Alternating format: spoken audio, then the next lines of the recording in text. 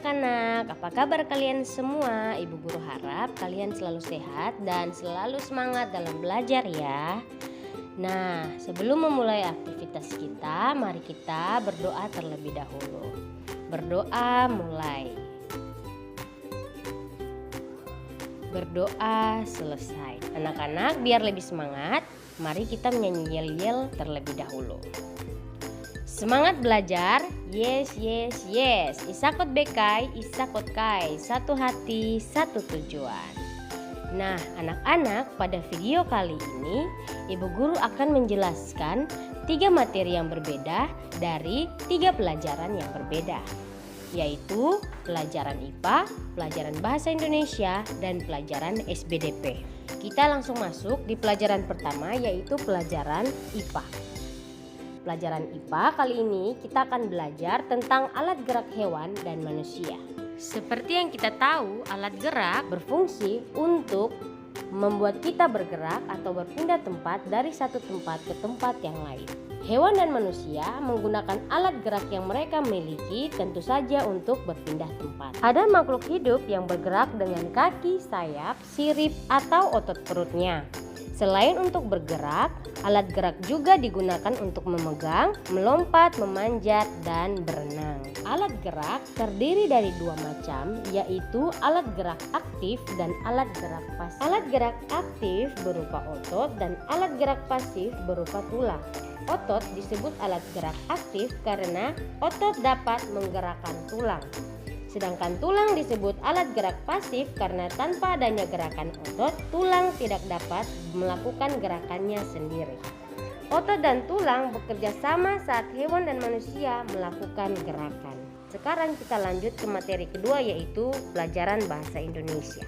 Pada pelajaran Bahasa Indonesia, kita akan membahas tentang pengertian ide pokok. Ide pokok merupakan inti atau dasar permasalahan dari suatu teks. Ide pokok berisi gagasan dasar penulis atau pembuat teks. Oleh sebab itu, ide pokok dalam teks sering disebut gagasan pokok atau ide pokok dalam suatu teks. Untuk dapat menentukan ide pokok pada suatu teks, kita harus membaca teks secara keseluruhan. Setelah itu, kita harus cari kalimat utama dari teks tersebut. Nah, dalam teks tersebut, ide pokok dapat dijumpai pada kalimat utama. Dengan mengetahui ide pokok suatu teks, kamu akan lebih mudah untuk mengetahui inti atau masalah utama yang disampaikan oleh penulis pada teks yang ditulisnya. Oke anak-anak, kita lanjut ke materi terakhir, yaitu SBDP, yang akan membahas tentang pengertian cerita gambar atau gambar cerita. Gambar cerita adalah sebuah gambar atau urutan gambar yang saling berhubungan satu dengan yang lainnya untuk membentuk sebuah cerita. Contoh gambar cerita adalah gambar ilustrasi. Gambar ilustrasi berfungsi untuk memperjelas, memperkuat, memperindah, memperkaya, dan menerangkan sebuah cerita. Dengan menggunakan gambar ilustrasi, cerita tersebut akan lebih mudah untuk dipahami. Gambar ilustrasi dibedakan menjadi 2 gambar atau 2 jenis gambar, yaitu gambar berupa foto dan gambar tangan.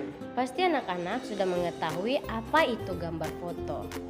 Gambar foto adalah gambar yang diambil menggunakan bantuan kamera.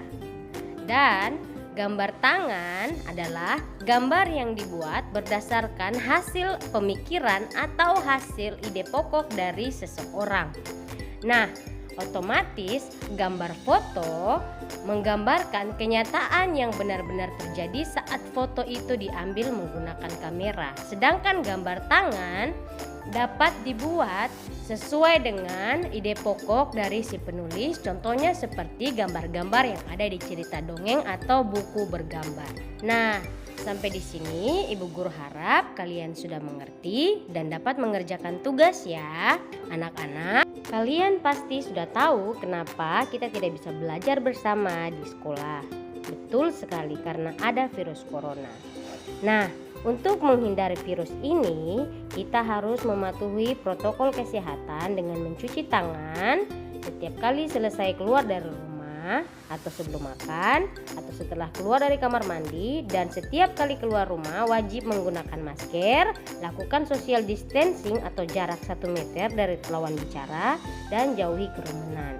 Anak-anak, Ibu Guru harap kita semua dapat menjaga kesehatan agar kita dapat belajar bersama di sekolah secepatnya ya. Dan selalu ingat untuk berdoa agar Tuhan selalu melindungi kita dari sakit penyakit dan mara bahaya.